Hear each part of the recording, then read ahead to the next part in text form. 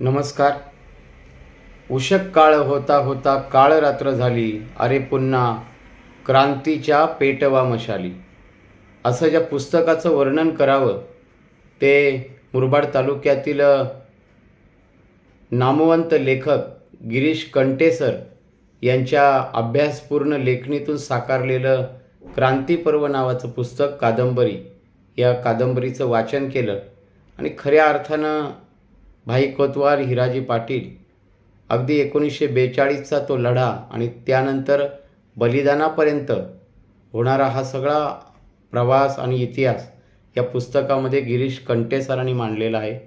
खरं तर त्यांची अनेक प्रकारची पुस्तके प्रकाशित झाली, प्रसिद्ध झाली, जनमानसापर्यंत पोचली.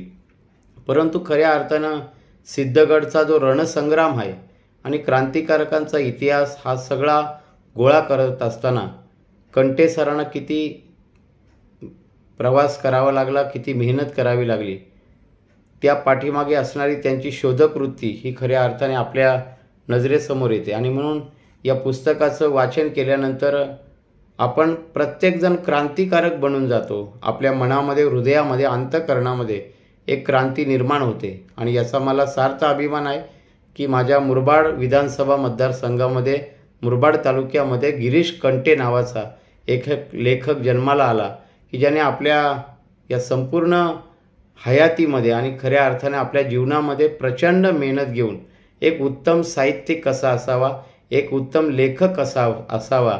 ग्रामीण भागामध्ये जन्माला आलेलं असतानासुद्धा गिरीश कंटेसरांनी क्रांतीपर्व नावाची जी कादंबरी आहे, जिचं लिखाण केलेलं आहे, ते अत्यंत सुंदर आहे, मनाला खऱ्या अर्थानं प्रेरणा देणार आहे. भाई कोतवाल, हिराजी पाटील आणि अनेक क्रांतिकारकांनी कशा प्रकारे आपला त्याग केला, बलिदान दिलं.